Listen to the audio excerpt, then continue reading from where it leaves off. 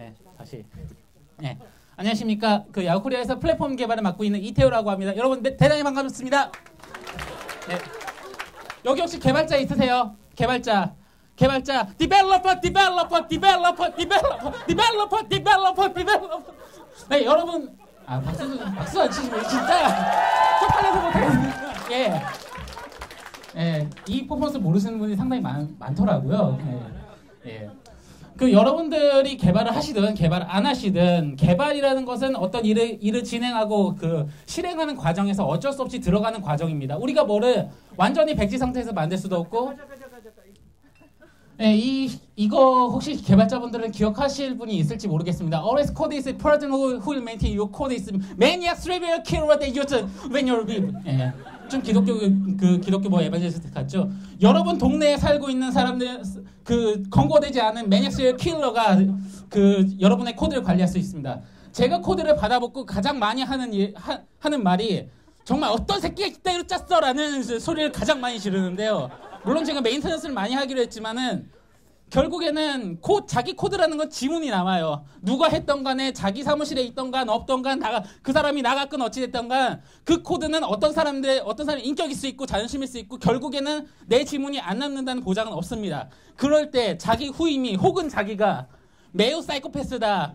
무슨 연쇄살인마다 그렇게 될 경우는 정말 자기의 안전은 아무도 보장할 수가 없는 거예요. 심지어 자기가 짠 코드 3줄 때문에 자기가 살해당할 수도 있는 겁니다. 살해당하지 않기 위해서 배려하는 것이 더 이상 코드를 마음대로 짤 수 없어요. 코더는 많아지고 그중에 사이코패스는 한 명이라도 있습니다. 그 사람한테 살해당하지 않기 위해 배려하는 것이 지금 이제 개발자가 많아진 상황에서 필요한 겁니다.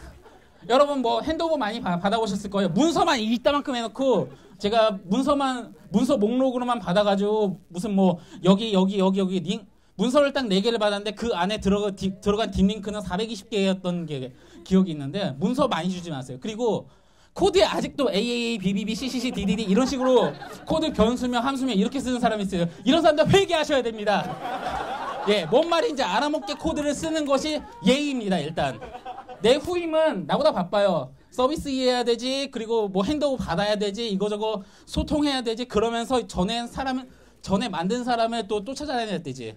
자기가 개발하는 것보다 내 후임은 3배, 4배 바쁩니다. 내 후임을 배려하지 않으면은 사실 결국엔 욕먹거든요. 예, 코드의 일관성. 한 프로그램에 대한 패턴은 2가지 이상 존재하면 안 됩니다. 한 프로그램에 대한 패턴은 무조건 하나여야 되고요. 한 거대한 스트럭처가 있을 때 얘는 무슨 식, 얘는 무슨 식 이렇게 수많은 방식이 다 하나라는 거 절대 용납될 수가 없습니다. 여러분 브레인퍽이라는 언어 아세요? 아는 분 한 분도 없을 거냐. 아휘는 뭐 한두 분 있을 거라고 치고 뭐 발바닥 이런 식으로 코드를 쓰는 건데 고랭 구글에서 만들었다지만 구글 사람들밖에 안 씁니다. 남들이 안 쓰는 거 제발 좀 쓰지 마세요. 예, 코드는 협업의 도구입니다. 코드로 우리가 협업을 할 거고요. 앞으로는 더 이상 스탠드얼론 개발자는 존재하지 않습니다. 그리고 코드가 협업의 도구가 되어야 됩니다. 코드를 벗어난 문서, 물론 문서가 중요하지만 문서는 보조적인 도구고 결국에는 코드 하나만이 남고 코드가 결국에는 로직을 돌립니다. 보안을 무시하지 마세요. 자기가 그냥 귀찮다고 돌면 되지 하고 띡 집어넣고서 다음 날이 될 수 있고 뭐 몇 달 후가 될 수 있고 몇 년 후가 될 수 있습니다.